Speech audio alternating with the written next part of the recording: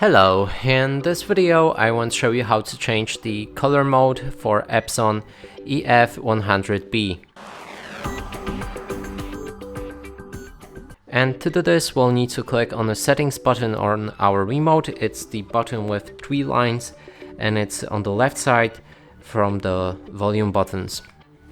Now select the image with OK button, enter button I mean, and then enter the color mode.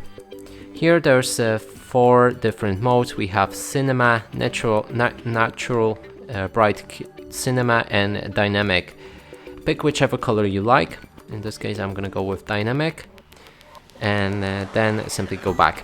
And that's it for this video. Hope you like it. Please consider subscribing to our channel, leave a like and a comment below.